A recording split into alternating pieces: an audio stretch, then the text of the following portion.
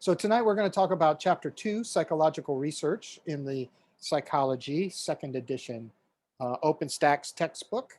And, the first thing we're going to tackle is why do we do research? And why is it important, right? A lot of things, I will tell you, like with this class and with exams and stuff, and when we talk about research, some of this stuff will seem intuitive. Some of it will seem like, oh, this is common sense, or that makes sense, right? And a person can make a claim, and they can even be correct in their claim. But if there's no evidence to back that up, how can they really assert that what they're saying is accurate, right? And that's why research is important. Research is designed to research questions, hypotheses. Remember, we talked about on Monday, we talked about theories, right? And we talked about hypotheses. We're going to talk about that some more tonight. But there was a time when people believed that the world was flat, and I won't make any reference to any current flat earthers that exist, but there was that time that people believed that. There was also time when mental illness was thought to be demonic possession, right? And here's the risk when we make assumptions or based on our beliefs, or if we have incorrect ideas. That can happen when we are not relying on evidence to support claims, right? So research is really, really important. If somebody is claiming that cognitive behavioral therapy is the best thing for addiction, which, by the way, it is an evidence-based practice, and we know this because it has been heavily researched, right? If somebody just said that this is the way to work with people that have addiction without having evidence behind it, without having protocols, without having experimental designs, then they would be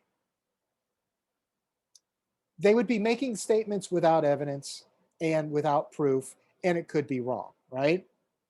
I use that as an example, CBT, because it has been heavily researched. But in the beginning, they had to design. They had some ideas, and it's like, okay, we're going to work with addiction. We're going to use cognitive behavioral therapy.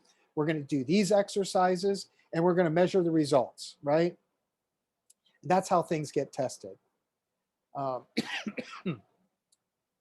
right, and as I said on Monday night, and what I really want to drive home, you'll hear me say it several times throughout the semester, is that psychology is a science. It absolutely is a science. And therefore, research is required not only to further investigate some things, but also to provide verification and support findings. You guys will recall last session on Monday, we watched the marshmallow experiment.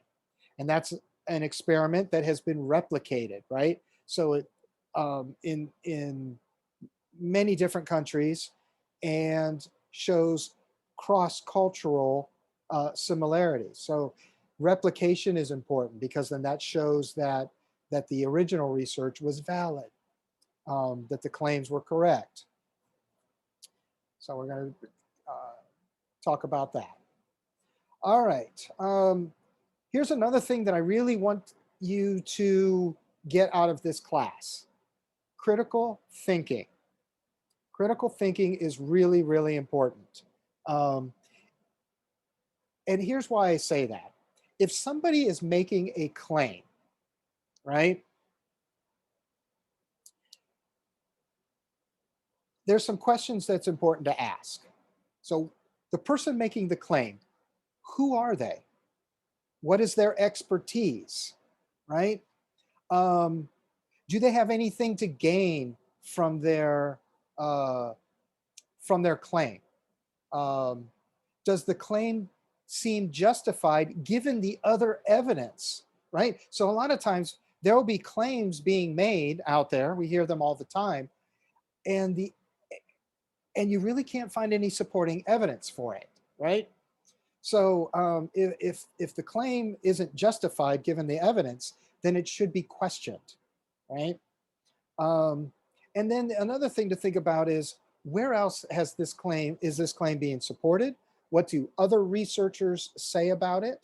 In a little bit, we're going to watch a video on the difference between causation and correlation, and it's kind of a funny video.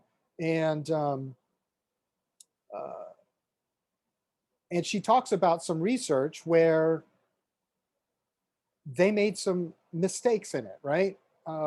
So anyway, but it's really important that that we ask questions, right? Um, so, for example, advertising campaigns often claim to be based on scientific evidence, when in reality it's based off of belief, right? And there's a difference between belief and actual evidence. And like I said earlier in the first slide, you may believe something and it may even be true, but until it is tested and proven, it's still just an unsubstantiated claim or belief. So research is really, really important.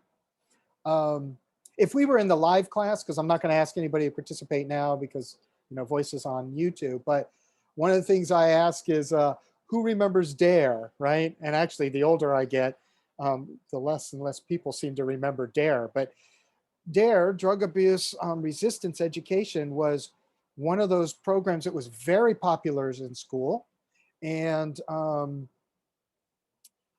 lots of money was put into the program, but did it really work? And the research kind of suggests that it didn't work as effectively as some people had claimed. So I'm going to play a little video here, and from Science Friday, and go from there.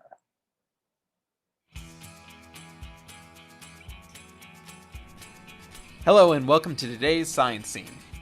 Many of us grew up with DARE, Drug Abuse Resistance Education, a program created in 1983 by Los Angeles Police Chief Daryl Gates and the Los Angeles Unified School District in response to the quote-unquote unparalleled drug use among this nation's youth. In the program, a law enforcement officer with 80 or more hours of training talks to students starting in 5th grade. The goal? To teach them to just say no to drugs.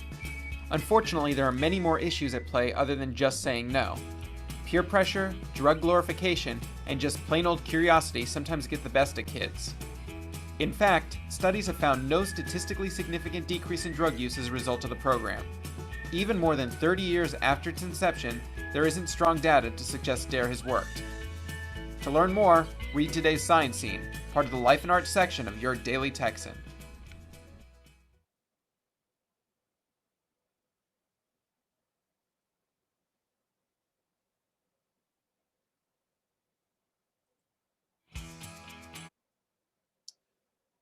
So, getting back to the DARE research. So the DARE research showed not statistically significant in preventing early initiation of drug use. And as they pointed out in the video, there's lots of other things at play. So this is another example of why research is important. How much money was spent in a program that was ineffective? Now, here's the thing with that. On the surface, the police chief, he wanted to do something good for the community, right? He wanted to, I'm going to go back to that screen. He wanted to do something to help kids. This was his idea. Can't fault him for that. But that in and of itself was just not effective, right? So that's another reason why research is really, really important. That money could have been put elsewhere, right? As one example. Like, who knows what they could have done with that? Put it more into treatment or, other things. All right. So on Monday night, I introduced you guys to the scientific method. and we talked about the circular. Um, it was demonstrated in a kind of a circular motion, and it's the same thing with you know the process of conducting scientific research, right? There's deductive reasoning and inductive reasoning, right? And so it kind of goes around. So the first thing you have is you have a hypothesis or a general premise, right? This is the idea that I have. Dare's going to work, right? Um, and so you put that to the test. Uh, and when you put that to the test, you're going to be using what's known as empirical observations. And an empirical observation is important. There's oh, and the word just went out of my head, so forgive me.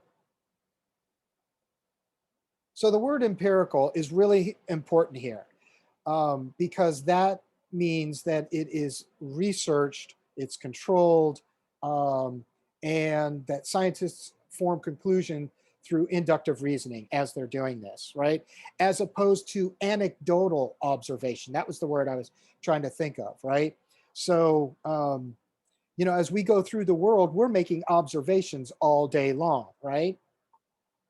But our observations really are kind of anecdotal. You hear those stories about the person that gets the flu vaccine and they got sick, right? When actually the evidence shows that there's no live virus in the uh, flu vaccine. So the person didn't catch the flu from the vaccine. They could have already been infected. They might have gotten infected before the vaccine took effect, as one example. But their anecdotal evidence says, oh, well, that isn't working, or it made me sick, so it's not good. So that's anecdotal. Empirical observations, right? Empirical evidence is things that are tested and studied, right? And so it's done through this process of deductive and inductive reasoning.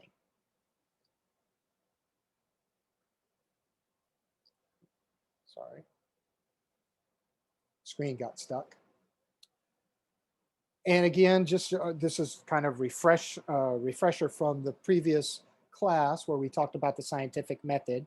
And in the bottom right hand corner, you'll see that's the graphic we were using the other night, and kind of goes into a circular motion. And remember, a theory, and this is really important, you saw it in chapter 1 homework, you're going to see it in chapter 2 homework. I guarantee you're going to see it on the exam, because I really want you to understand the difference between a theory and a hypothesis. People get these confused all the time.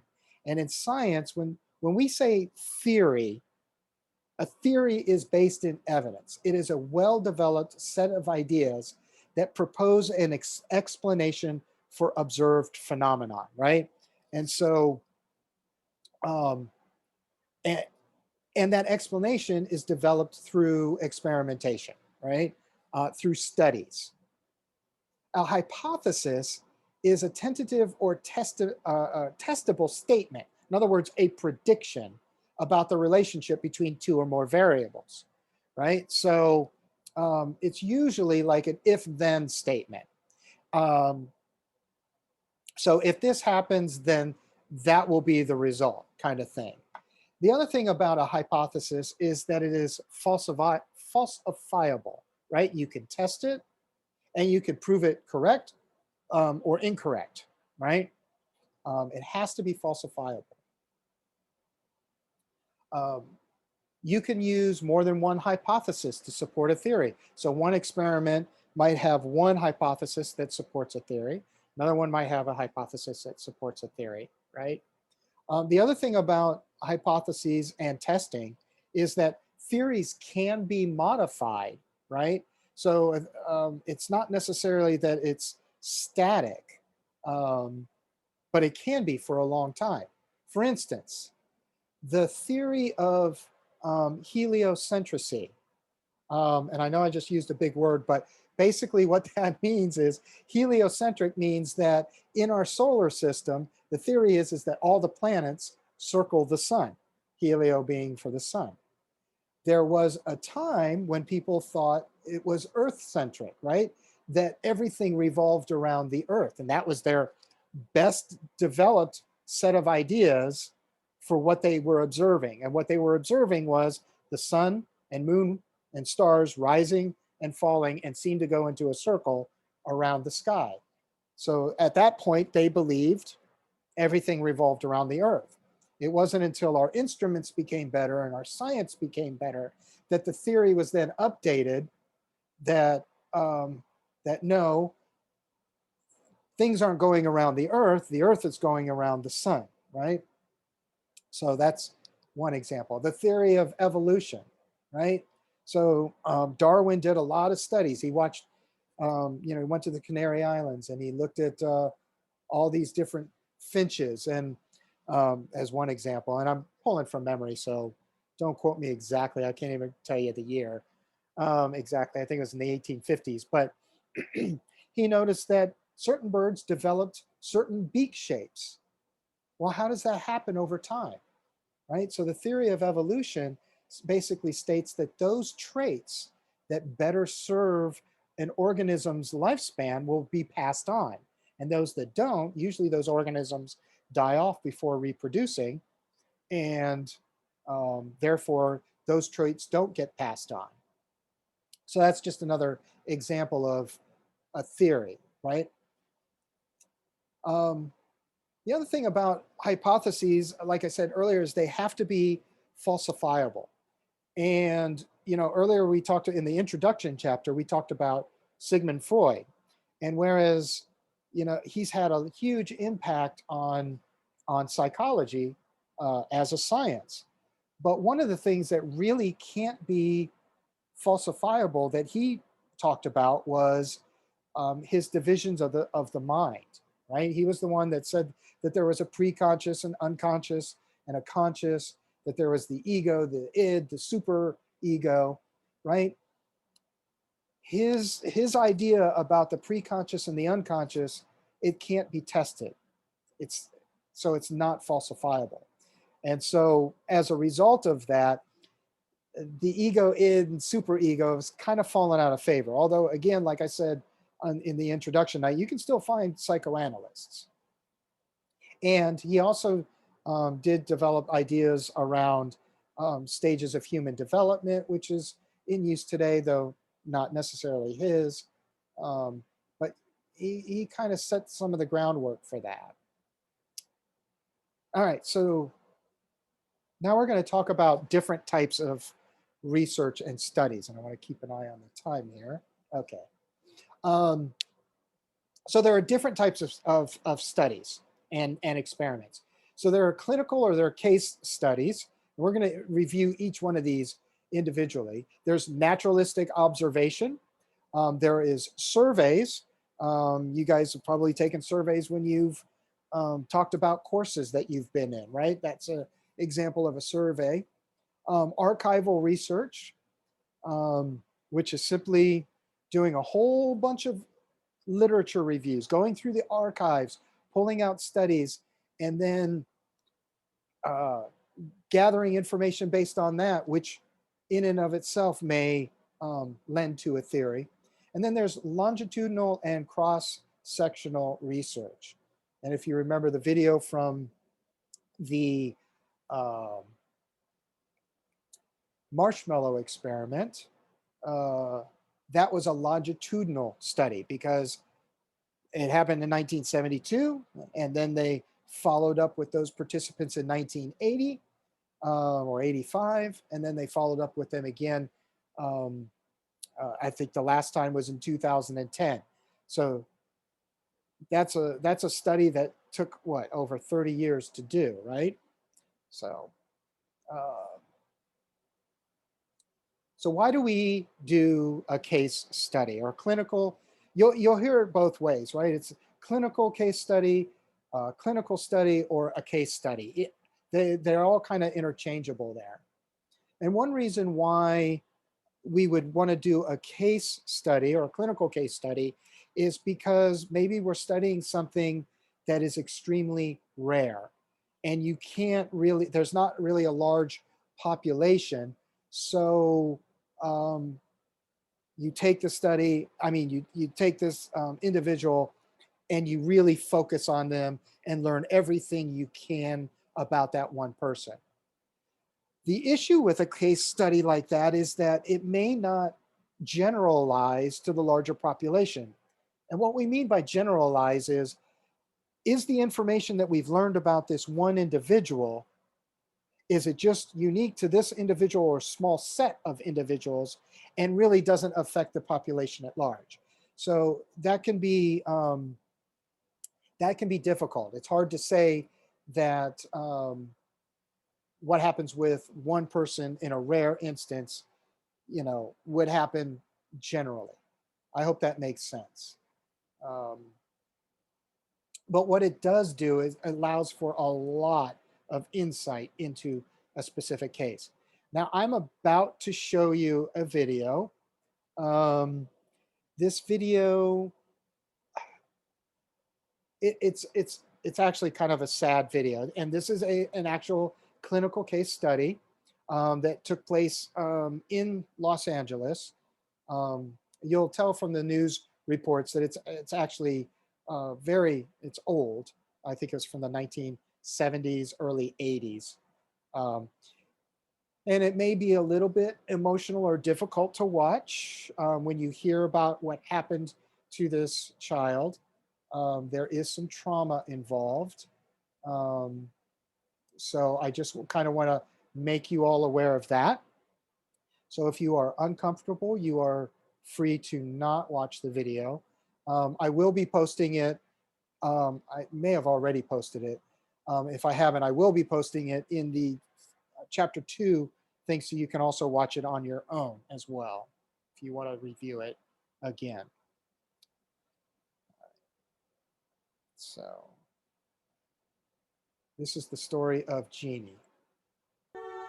Officials in the Los Angeles suburb of Arcadia have taken custody of a 13-year-old girl, and they say was kept in such isolation by her parents that she never even learned to talk. The girl still wore diapers and was uttering infantile noises when a social worker discovered the case 2 weeks ago.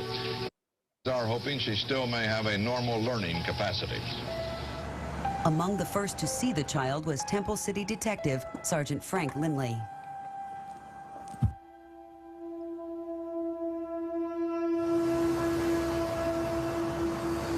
I already knew that the child was 13 and a half years old. And I took one look at her, and she wasn't much bigger than my daughter Beverly, who had just turned 7 about 3 months earlier. And I really had a hard time conceiving of the idea that the child was the age that she was. The child obviously had been severely mistreated. She was still in diapers, couldn't walk. She had no verbal skills at all at that point. The last time I was on this street was probably 30 years ago. Yep, there it is.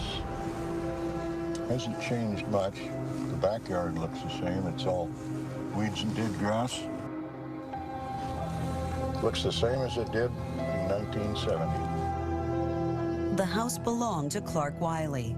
A loner, Clark had turned his back on the world after his mother had been killed in a hit-and-run accident. After the accident, things in the Wiley house would never be the same again. The house was completely dark. All the blinds were drawn. There were no toys, no clothes, nothing that would ever indicate to you that a child of any age lived there. The child's bedroom was back in this corner. That was the bedroom. The windows were covered to about 3 inches from the top, which was the only natural light that had ever come in there in all the time the child was in the bedroom. The entire furnishings of the bedroom consisted of a cage with a pull-down chicken wire lid and some type of piece of wire securing it when they closed it down. There was a potty chair with some kind of homemade strapping device. For 13 years, Genie had spent her nights locked in bed. her days strapped to a potty chair. During that time, Clark had ordered his son John and wife Irene never to talk to her. In her darkened room, she had led a life of near total isolation. Even close neighbors were completely unaware of her presence. We came home from work and the police was here and they came to question us. That's when we found out, you know, what happened and, you know, that they had a little girl. Nobody knew before. And when we found out what happened, how she was treated, I mean, everybody was shocked and just unbelievable. For their whole marriage, Clark had imposed his will on Irene. And blind with cataracts, she had been too scared to resist. But one day, something broke. While Clark was out buying groceries, she seized her chance and fled. It was the first glimpse the world would have of Clark and Irene's dark secret. I met Clark and Irene at Temple City Sheriff's Station. They were both under arrest at the time. When we interviewed Irene, she would make no mention of the family whatsoever, particularly the children. I attempted, along with my partner, to interview Clark. He refused to talk to us. He wouldn't say a word. He never even acknowledged that he understood what we were talking about. Mr. Wiley? Yes. Why did you keep your daughter in a room? Mr. Wiley has no comment. No comment. We haven't had time to discuss the charges. We haven't even seen them. Unable to face the truth, Clark took matters into his own hands. This morning, the authorities reported that 70-year-old Clark Wiley shot and killed himself just before he was to go to court and be arraigned for child abuse. After 13 years, Genie was at last free. And for scientists, she was just the case they had been waiting for. For 13 years, Genie had lived a life of complete isolation. Raised in a city bedroom, Genie was as much a feral child as if she had been brought up by wolves. At 13, she was the size of a 6-year-old. Worst of all, she had never been taught to speak. The question now, could she ever learn? Genie's case was so scientifically important that the government funded a team of scientists to help answer the many questions she posed. Two of the scientists who would become especially important to Genie were child psychologist James Kent and linguist Susan Curtis. Neither had ever encountered a case as extreme as Genie's.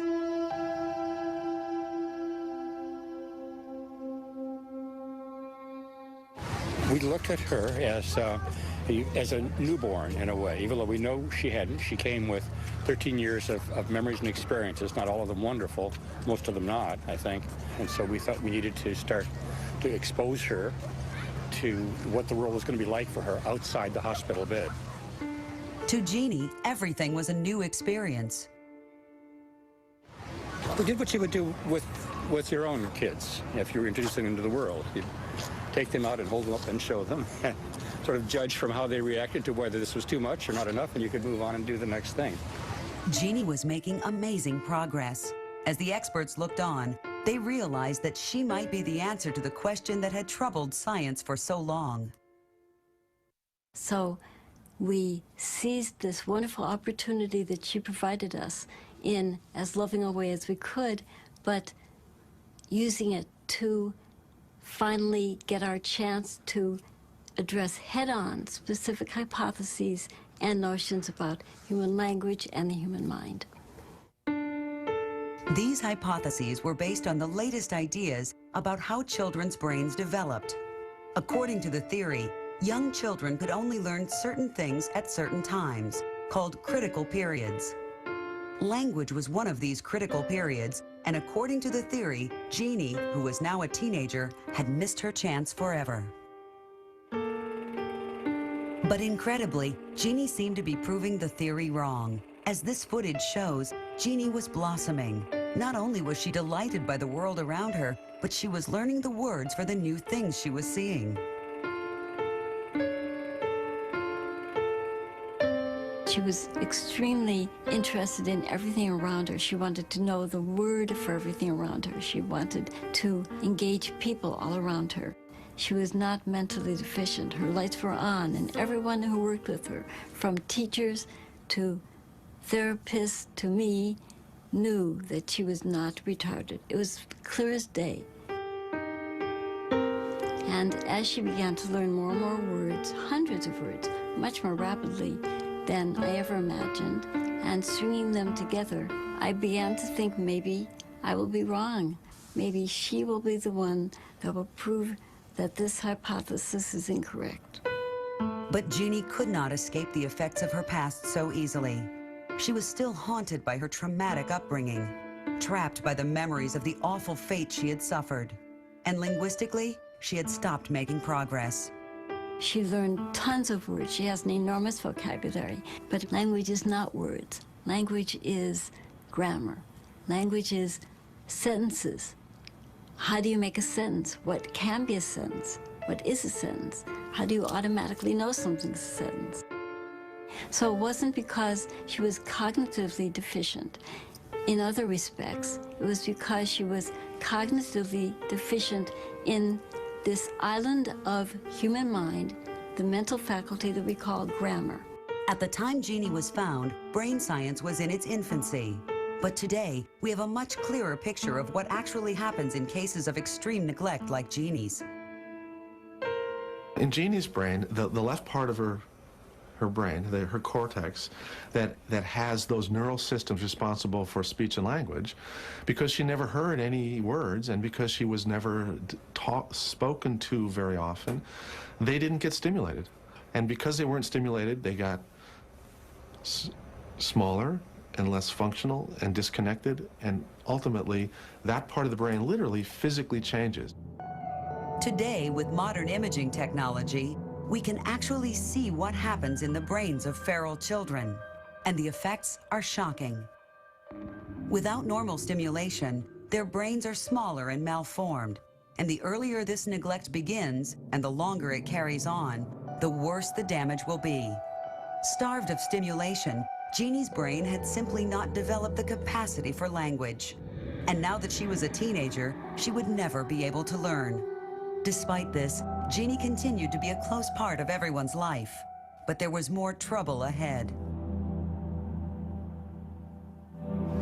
Children have to belong to somebody when they grow up, and she was still a child, and she needed a family to belong to. So that's what we would have liked, a family that she could belong to. And that's not what happened, unfortunately. What did happen is about the worst outcome I think we would have envisioned. On her 18th birthday, Genie moved back with her mother, Irene, into the house in which she had been so terribly abused. But after only a few weeks, it was clear that Irene couldn't cope. From here, Genie was moved into state care with terrible consequences. I was a student, and people wouldn't listen to me. People who needed to intervene did not listen to me. And so I spent lots and lots of time on the phone pleading with people to intervene and save this person who had had the worst experience of deprivation and isolation in all recorded medical history. Genie moved from home to home, sometimes with the very people who served as her therapists. This potential conflict of interests raised tensions among the many people involved in her life, and a tug of war erupted over the child. As Genie's condition deteriorated, Irene decided that Susan Curtis and the other academics had become too close to Genie. A lawsuit followed. I went from being asked to be her guardian to 1 week later being prevented from seeing her or phoning her. And ever since then, I've been prevented from having any contact at all. So although I have lots of, I'm still a scientist, I'm still interested in knowing things about her language now and all kinds of interesting things I would like to pursue academically. Primarily, I would just like to see her. Now, a ward of the court, Genie lives in an adult care home somewhere in Los Angeles, prevented from seeing the people who once meant so much to her.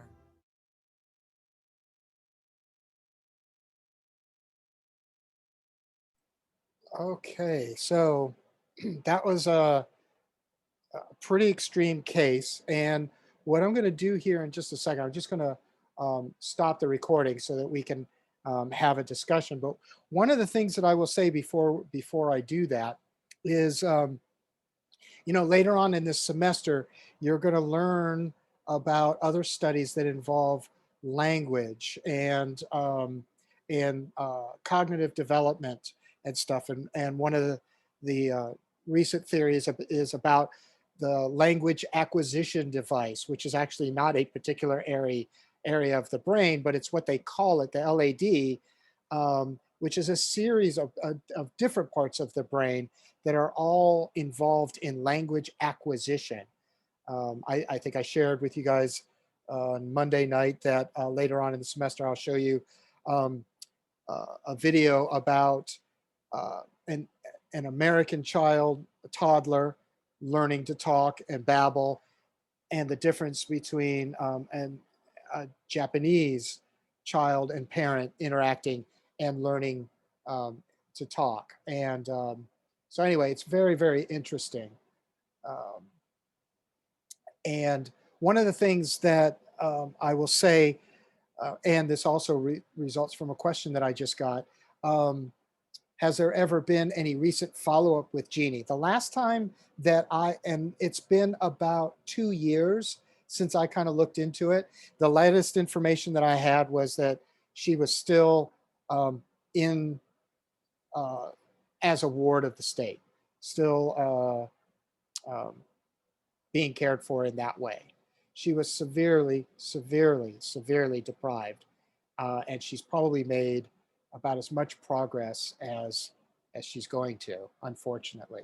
The other thing that they kind of pointed out in the video that I hope you guys caught, and this kind of goes along with the end of this chapter where we talk about ethics, and there definitely was a conflict of interest. The researchers got a little too involved with their subject, and which may have resulted in harm. I can't say that for sure, but there was definitely some conflict of interest, as what was pointed out here in the documentary. So I'm going to stop the recording. We'll have a little bit of an open discussion in case anybody has any questions. So we just left off from clinical case studies, and now we're looking at naturalistic observations. And sometimes in the classroom, when I'm teaching this live in the classroom, I'll take the opportunity to make a joke and tell everybody, hey, there are a couple of cameras in here and they're watching us in our natural setting. How are the students behaving? How is the professor behaving? What are the natural interactions? But we don't know that it's happening, right? So naturalistic observation is when you're observing behavior in a natural setting, right? And ideally, if you would really want to get real naturalistic behavior, the person or subjects being observed shouldn't know they're being observed. But think about this for a second. You're driving down the road, and I'm using the police car behind you, probably affects your behavior. I know that when I see a police officer or highway patrol, first thing I do is automatically look at my speedometer, right? Because I'm not always paying attention, because I'm doing my own thing. But all of a sudden, my behavior changes because of the spotting of the police officer, right? Let's see. So the other thing I want to say is to study the most accurate and genuine behaviors. Naturalistic observation has been proven most effective, and again, it should be where it's controlled enough where the people don't necessarily know they're being observed, right? Because behavior will change. The other thing is that we have to be aware of is observer bias, right? And that's when observations of whatever phenomenon we're looking at is skewed to align with, like, say I'm watching a particular set of individuals, and I already have in my mind a belief system about how they're going to behave, right? If I'm doing naturalistic observation and I have that bias, then I may only focus on the behavior that I believe I'm going to see and not focus on the behavior that may prove relevant, right, or significant, right? So this is why with naturalistic observations and those kinds of studies, there has to be clear criteria. What is it we're observing? What's the operational definitions? What is it that we're doing here, right? So that we can eliminate as best as possible observer bias.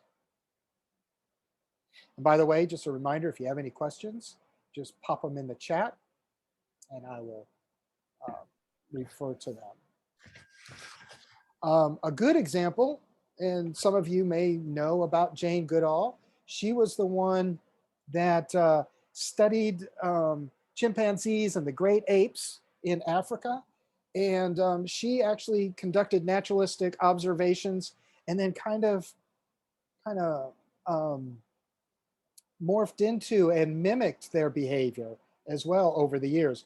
I forget how many years she studied, but many years. They say that 50 years on the chapter 2. Yeah, just really, and she's amazing. I've seen some really good documentaries on her. It's been a while, but yes. So she's probably the most famous. I met her at the Humane Society a long time ago. You did? Oh, yeah, how awesome is that? Yeah, it was cool. We went with the rec center and they took us around the Humane Society. Yeah, it was cool. That Nobody knew who awesome. she was at the time. So we're like, oh, cool, Jane. Yeah. And now you're studying her in Psych 101 because it's part of the research, right? Awesome. All right, surveys, that's another type of study. Generally pencil and paper. It can be given electronically. It can be done verbally. The great thing about surveys is that they can be given to a large population, or as large as you want. You can get a large amount of data, is what I should say. And they're easy to administer. They're easy to score and tabulate the data to get the information from. Excuse me. I thought there was one more slide on surveys. Couple of things about surveys is obviously it's self-report. So there is always the risk that the information you're getting may not be accurate, because sometimes people will report in ways that make them look better, or what they think will make them look better, or they will answer in ways in which they think the researcher wants. So there are some risks with doing that. One way to eliminate that, for instance, is to do an anonymous survey. So in other words, where the person isn't identified at all, and they may feel more free to be more honest. I'll give you an example. Surveys on sexual behavior, right? Now you would think that that would be really difficult to do. Sexual behaviors, that's intimate, that's private, right? A lot of people don't really like talking about sex, although we'll talk about sex later on in the semester. But you give somebody a survey about their sexual behavior and they have to put their name on it, guaranteed those results are probably going to be skewed more than if it was an anonymous survey and there was no way to link the survey to the individual. And believe it or not,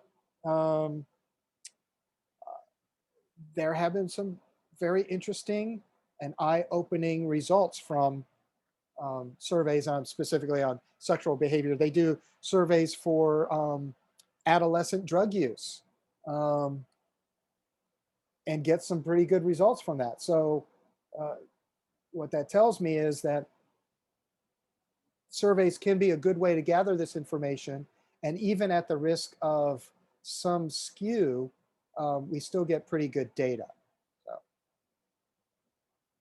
So, Let's see here. So next is archival research. And this is where a researcher will examine all kinds of records. And they might go and go into a basement of a research library and go through all kinds of records there. Could be electronic records. And what they're doing is they're gathering information and data sets to answer different questions about things. And we'll have some examples as we move through the semester too, where archival research kind of comes up, and surveys come up, and longitudinal studies come up as well.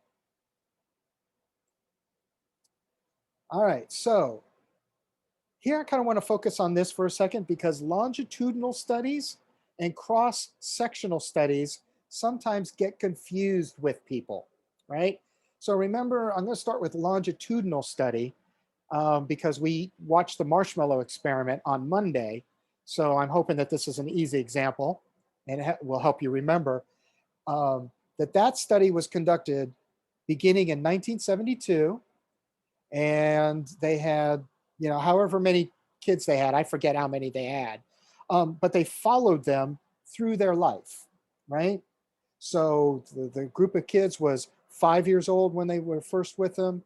Then they were, let's see, 15, 16, 17, somewhere around that age. And then they were around 30, and then they were around 40, right? When they followed up with them at different points in their life to gather information about how they were doing. And if you remember, the idea behind the research study was, does delaying gratification actually help a person have better outcomes later on in life, right? And of course, the research actually shows that a person that is able to experience delayed gratification do have better outcomes. Those that aren't able to have poorer outcomes. Does someone have a question? Was that considered a hypothesis at the time or a theory? Oh, no, that was a hypothesis at the time, right? They were testing that.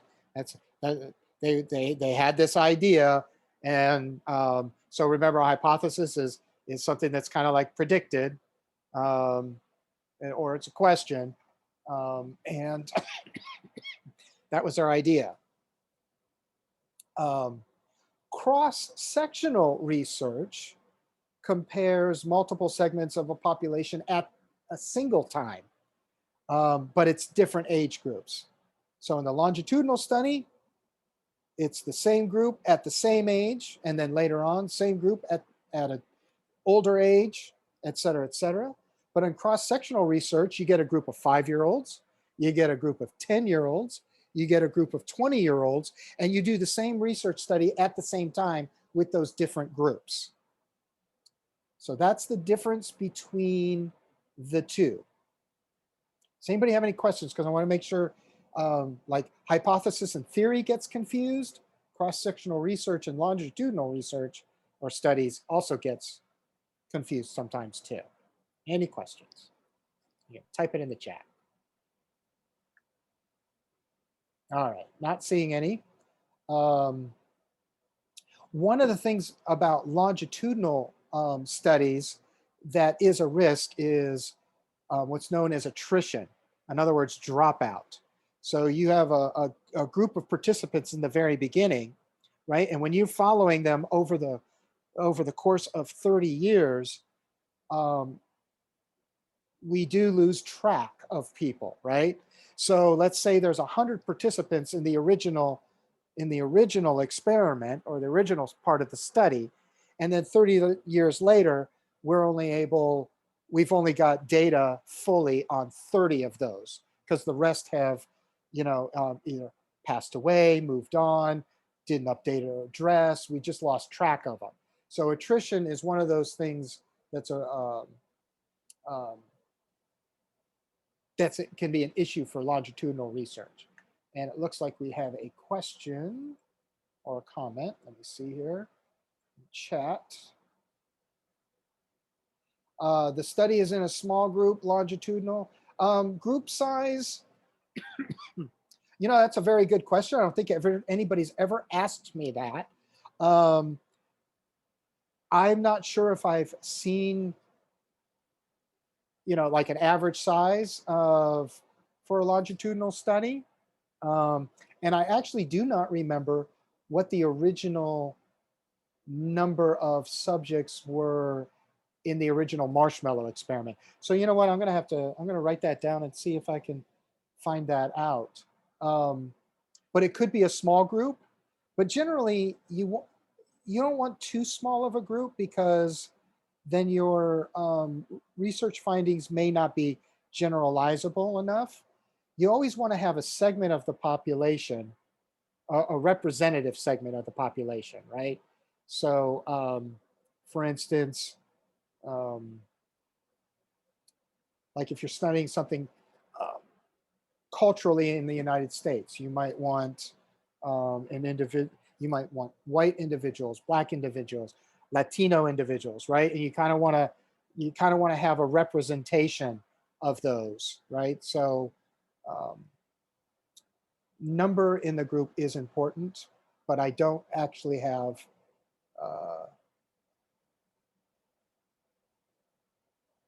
that specific answer in mind at the moment. So I apologize for that.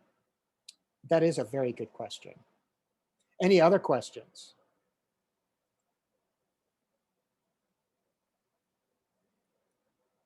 All right. Now, I want to warn you guys. Everyone who consumes dihydrogen monoxide will die. And this is as the result of proven research findings.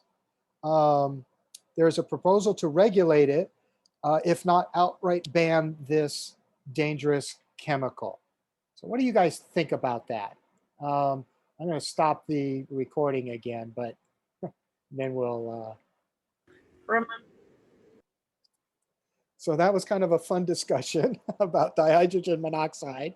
And just to kind of summarize, for those that will be watching this later that didn't hear the discussion, the point here is that just because me as a professor with a bunch of credentials and letters after my name, throwing out some big words, seems to have some authority and knows what he's talking about, does not mean that what I'm saying is actually correct. And critical thinking is really important. Who's making the statement? What's the evidence? What do other researchers say about this, right? And if I'm being told something and I don't understand what it means, I probably need to go and look up. Like if I didn't know what dihydrogen monoxide is, it's incumbent upon me to go and do my own little research, right? So I just want to encourage people to think critically. So that was kind of fun. So thanks for having fun with me.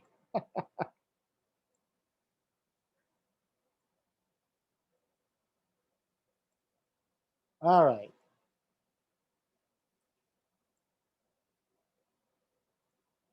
All right, so now we're going to move into talking about correlational research. Oh, and by the way, that statement I made is actually true in a sense, because everyone dies and everyone drinks water, but one does not have anything to do with the other, does it? Right? And so that's kind of like what we're going to talk about next is, you know, correlational research, correlation versus causation. What's the difference there? Right? So that's where we're moving into next. And with that, I have another fun little video.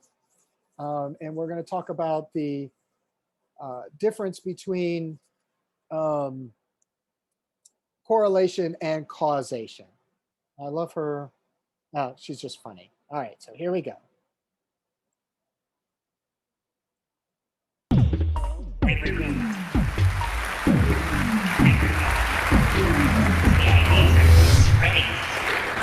Welcome. I came here today to warn you about the dangers of ice cream.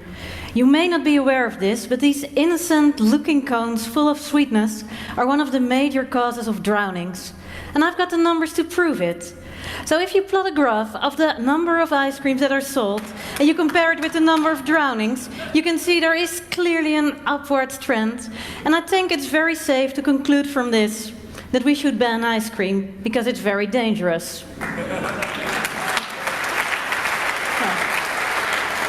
Since you are all smart people, you've probably figured out there's something wrong with my example. What's really happening here is, of course, that there is an underlying factor, which is nice weather, you might have guessed it. And if the weather is nice, more people will go out swimming and unfortunately drown, and at the same time more people will buy ice cream. And it's not the ice cream that's causing the drownings. And here it's really easy to see that there is something wrong, but jumping to an incorrect conclusion about causality when you see a correlation is the most often made logical mistake. And today my goal is to make sure that in the future you can recognize this mistake, and I really hope you can avoid making it in the future for yourselves. And I'll do this by just giving some famous examples. And the first one is really rather innocent. The fact is that married men live longer than single men. If you look at the statistics, you see that this is really happening. And women's magazines, they like to conclude from this that marriage is very healthy for men, because it makes them live longer. Well, a friend of mine, he likes to joke that marriage mainly makes life seem longer, but that's because his wife is...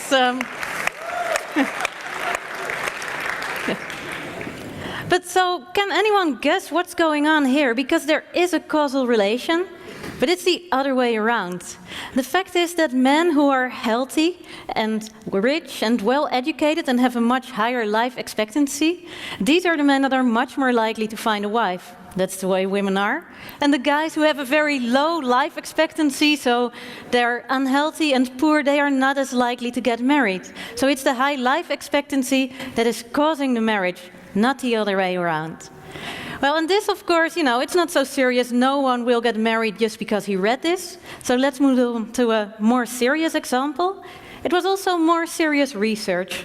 In Nature was a study in 1999 that showed that young kids who sleep with the lights on, that they have a much higher probability of becoming short-sighted later in life.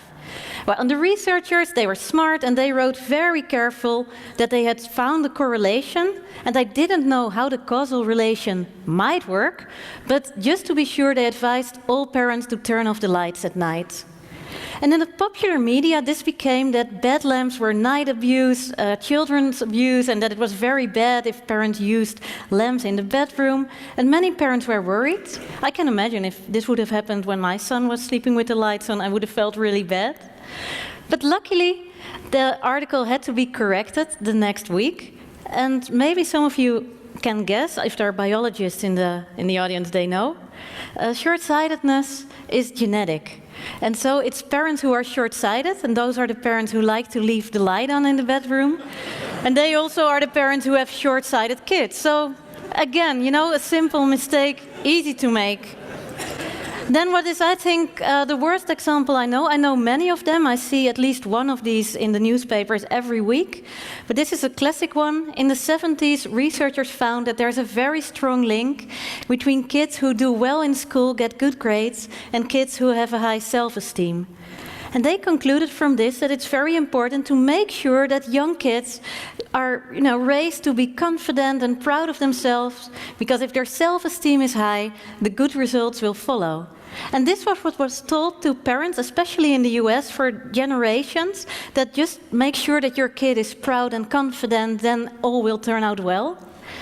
And many years later, someone did another study just to see in which direction the cause was working, and they found that it was in the opposite direction. So the good grades were causing the self-esteem, and self-esteem wasn't causing good grades, and it was even worse.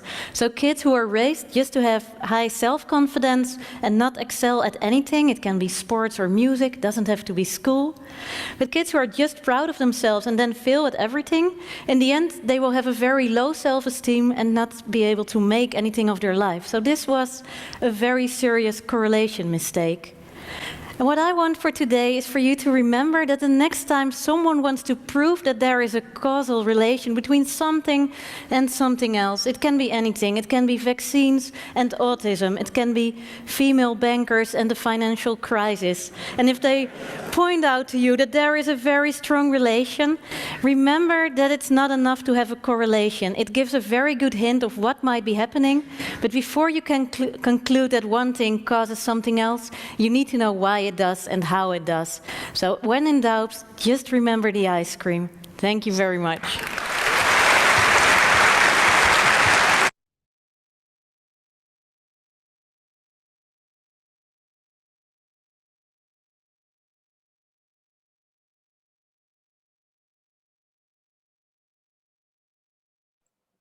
Okay, sorry, I was on mute. And somebody commented, I like that last example. I see that so much in high school. And it's very true. And I like that example as well. I also like the example with the short-sightedness being genetic as opposed to leaving the light on causing your child to be short-sighted. You know, here's the value of correlational research, right?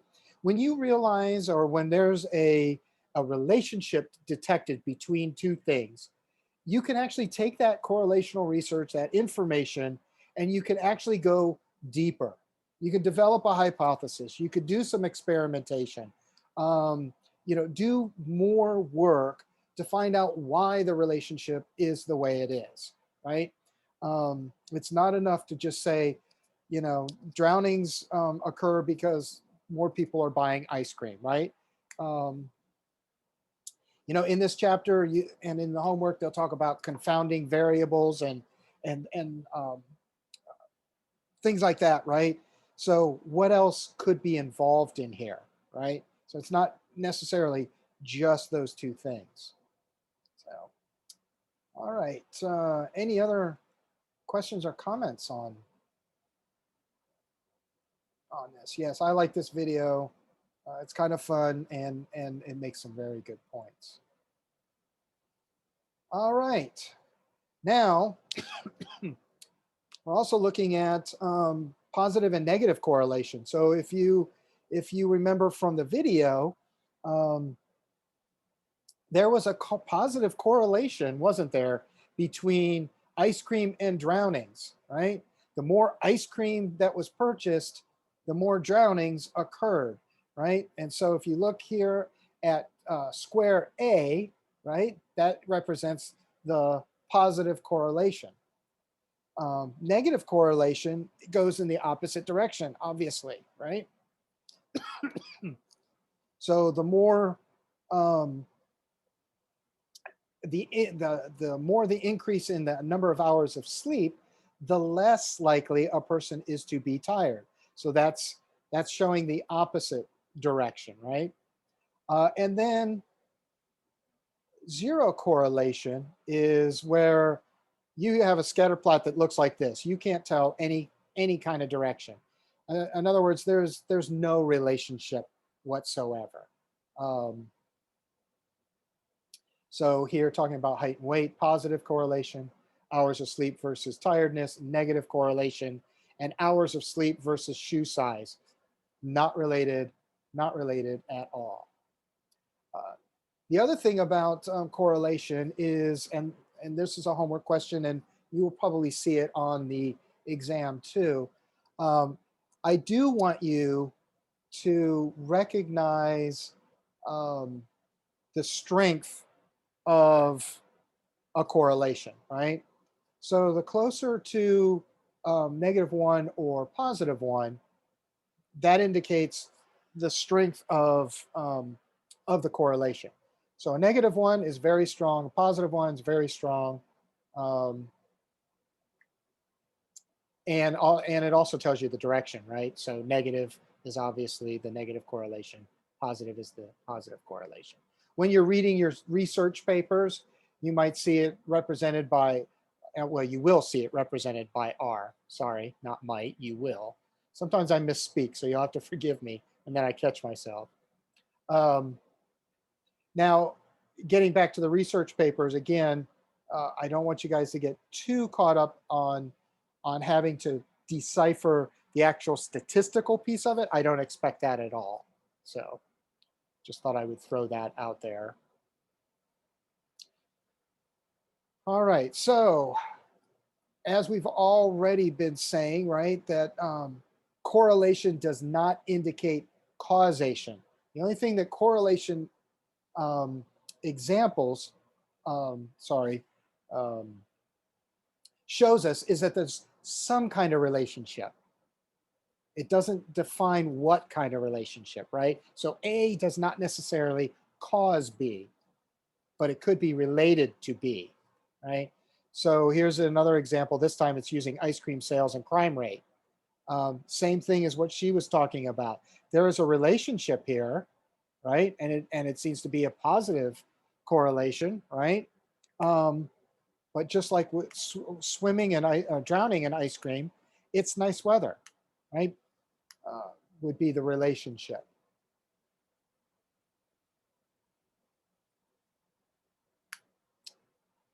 Here's another. What would be the ice cream and the drowning, a positive or a negative correlation? That was a positive also, because the more ice cream sales that happened, the higher the drowning went. So that was a positive correlation. So it looked just like this, right? So replace this with drowning, right? So and ice cream sales were the same on that chart in her video, right? So the more crime or the more drownings that occurred, right? It also correlated with ice cream. So remember, this is going up and this is going up. This is more, that's more. Does that make sense? Yes, thanks. Okay. All right. And then this is another research study. Normally we'll talk about that, but I'm going to skip through that. Let's talk about illusory, I always mispronounce this, correlations. Can I interrupt for just a second? You said that the toward 1, it is a stronger correlation. Is that correct than it would be toward 10? Well, it only goes between -1 and -10. Got it. So if if both lines were at -10, would that not be stronger than a -1? There wouldn't be a -10. So the strongest correlation you can have on either end is 1. Okay. Everything else under that is, so between, so right in the middle between -1 and +1 is 0, right? So there's 0 correlation. If it goes to -50, sorry, I misspoke, -0.50, right? So that's halfway between 0 and -1. That's not as strong a correlation. The closer it gets to -1, the stronger the negative correlation is. Going in the opposite direction, from 0 to +1, so imagine it all on one line. Does that make sense? So 1 is the strongest. You can't have anything past a 1. All right, did that answer your question?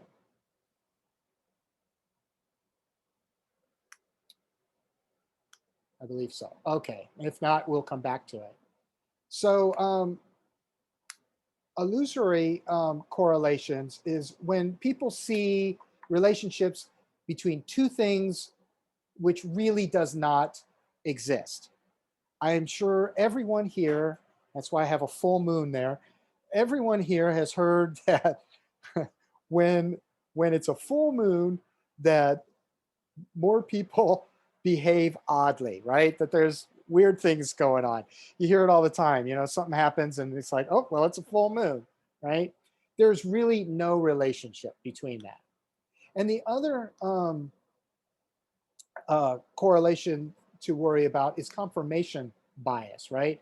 So that's the tendency to ignore evidence that disproves our own ideas or beliefs. So another thing that's really important in critical thinking is being willing to look at evidence that contradicts your belief. If you're not willing to look at that evidence, then you are not engaging in critical thinking. You are engaging in confirmation bias, right? And so it's something to be very aware of. And it's natural. And by the way, confirmation bias is very natural for people to have. And it does take a little bit of effort to go, okay, am I really being truly open-minded here, right? All right. So let's see, we got about another 19 minutes. Okay. The only way to determine causality is to actually establish a cause and effect relationship, which is done through experimentation, right? So hypotheses can be formed. Remember earlier, I talked about the difference between anecdotal observation and empirical observation. And anecdotal observation is just stuff we observe every day. And we might observe something and we might have a guess about it, or we might have a question about it, and we could develop a hypothesis through that. And once we develop the hypothesis, right, and maybe we review some previous research as it shows here too, we conduct an experiment. And while the experiment is conducted under controlled systems, that is when we're doing our empirical research, right? Or our empirical observation. So I don't want you guys to confuse anecdotal versus empirical, right? So is there any questions on that? Anecdotal is just what we do every single day. Empirical is actual controlled research, experimentation, or studies. So in the example here, I'll just read this part, right? Seeing behavior like this right after a child watches a violent television programming might lead you to hypothesize that viewing violent television programming leads to an increase in the display of violent behaviors, right? So that observation, anecdotal as it is, may be correct, but until you actually do some experimentation with it, you can't actually say that, you know, violent video games cause people to kill people, right? Not saying that there's not a relationship there, but there needs to be some research. All right, so the way we conduct experiments, first we have to design an experiment, right? And you need an experimental group, and the experimental group is the group that is going to experience the variable that gets manipulated. And then you need a control group, and then that's the group of participants that do not experience the manipulated variable. Excuse me. And you also need what's known as an operational definition, right? So that's the description of what actions and operations will be used to measure the dependent variable, which is what we expect to see when we manipulate the independent variable. I know I'm saying variable a whole lot, and this can get confusing. So I'm going to use, if we pop back to this kid right here, one way we might design an experiment on violent behavior after watching violent television programming is you get two groups of kids. One is the experimental group, one is the control group. And the independent variable is violent television, right? So you show one group of kids, you know, something violent on TV, and the other kids are just watching regular TV without any violence, and then observing their behavior after the fact, right? So later on in the semester, we're going to talk about, well, maybe it's coming up soon, the Bobo doll experiment, right? about, anybody ever hear of the Bobo doll experiment? Where the kids was watching an adult, you know, punching a Bobo doll. And then when the kid had the opportunity to play with the Bobo doll, he was hitting it. And then the other kids that didn't see the adult behave that way, didn't behave that way. So it's another one of those examples, the Bobo doll experiment. But there was an experimental group and a control group. So another thing that we need to protect for or watch for in experimental research is avoiding bias is one, right? And what we want to do to avoid bias, there's a couple ways to do it. The gold standard is, and I'm going right to the middle of this slide, the double-blind study. That is the gold standard. And what that means is that the researcher and the participants, neither one knows who is getting the placebo, who's getting the experimental independent variable, and who's not, right?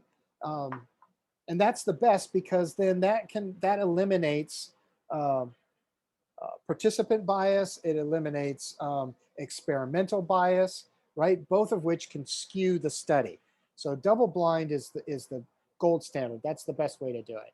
Single blind is good, and it's the experiment in which the researcher knows which participants are in the experimental group. And there are just going to be some studies that probably need to have that. So I'm not saying it's bad. It's just double blind is better. You can be more confident that you've eliminated bias. And then there's the placebo effect that can occur, right? And that's people's expectations or their own beliefs on determining their experience in a given situation, right? So when people are given a pill to improve their mood, for example, their mood just may improve because they believe it will. It's amazing. The mind is a powerful thing, right? So to know if a medication is really having an effect, or whether it's the placebo effect, the experimental group, sorry, receive the medication, and the control group will receive the placebo. And they do that in a double-blind study. So that's how you can eliminate the placebo effect. There's always going to be some impact of placebo effect, but when you do the double-blind study, you can parse that out.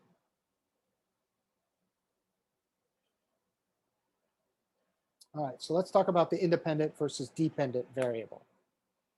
So the independent variable, that is the variable that is controlled by the experimenter.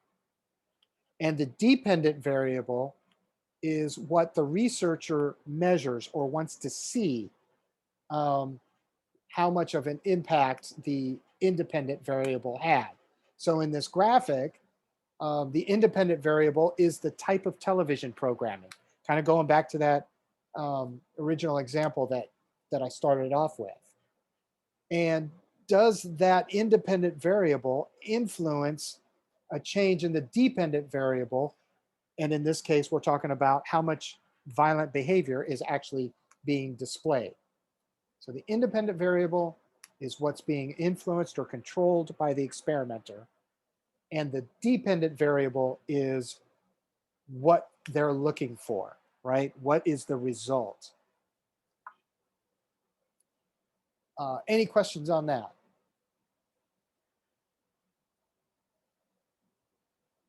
All right. Another thing that we want to do is engage in the proper selection of participants, right? And so when we talk about participants, those are the subjects of the psychological research, right? And so if we want to do a research study on Americans, right? The population of the United States is roughly 330 million. We're not going to do research on the entire population of the United States. What we're going to do is we're going to take a sample, right? And the of the population, right, which represents a subsection of the population at large. So, like when you're watching the news and you hear about polling and things like that, that's a statistical method. That's what they've done. They've taken a portion of the population at large and asked them questions and statistical probabilities. They can generalize that to the population at large. And actually, researchers have gotten very good at doing that. The thing you have to worry about when it comes to statistical research is how it's being interpreted. The statistics don't lie, but how it's being interpreted could be what's in error, right? So you have participants, you have sample, you have the population maybe that you want to target. So let me ask you guys this real quick question. What group of people do you think participate in most experimental research and why? Anybody have a guess? Just a real quick question. I would say people that are in need of money and are getting paid for the research. that is people, yeah, single people, yeah. Yeah, that's very true. Those are very good guesses, and there is some truth to that. But actually, a lot of research is conducted on college students. So, like over at SDSU, I actually participated in an experiment over in SDSU. And one of the reasons why is because a lot of research is actually done on university campuses, and they have a whole bunch of students right there.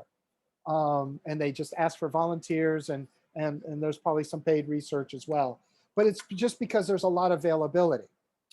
So a lot of research gets done in colleges on college students. The downside to that is that may not always be generalizable to an older population, right? So there can be some drawbacks if your population is limited. Does that make sense? The other thing about selecting your population is it really should be random. So if you're offering money and asking for volunteers, you can randomly assign them once you get them, but the population is already different in the fact that they need money. There might be different motivations. So you have to be very careful on how you're selecting your population as well, or how you're enticing them, getting them, screening them, all that kind of stuff, right? But random sample is what you want. And that's where a person has an equal chance of being selected for the control group or the experimental group, or just being chosen for the research in general. And then this is more about random assignment, which I kind of just alluded to. You want your assignment to be random so that you can make sure that the pre-existing systematic differences, so that there aren't differences between the groups. You want your population that you're experimenting on to look like the population as a whole. Kind of like what I was saying earlier, like if we were doing the population of the United States, you would definitely not want to have a whole group of just one ethnic division, right? Unless you're doing something specific with that. But if you're saying you're doing research on the American population, you can't have them be all white or all black or all Latino, right? You have to have a mix in there that is representative of the population at large. Does that make sense? And then you can randomly assign that even smaller into the treatment groups and the control groups. And oftentimes they will use like Now I can't think of the word that I was trying to use. Went totally out of my head. Sometimes they'll use like some statistical programming, assign people numbers, letters and numbers, and then they just get assigned to a group either way. And then that way there's no experimenter bias. Oh, I want that guy in this group. No, that guy goes to that group because he got that number, if that makes sense. All right, and then other issues to consider, right? Manipulating variables. And then ethics, we've kind of talked about ethics too. And we got about 7 minutes left. And let me see how many slides I got left here. All right, so it looks like we're gonna have to finish. I thought I was gonna get through all of this. So the beginning of next class on Monday, we'll finish up these last set of slides on chapter 2, and then we will go into chapter 3. I also see a question here. Yes, like broken down into categories and gender or ages, right, exactly. And that statement is referring back to these 2 slides. Yeah. So, yep, very good. Any other questions? So I know I'm kind of stopping abruptly here, but we'll pick up where we left off. All right, let's see here. So I'm going to go ahead and stop the recording.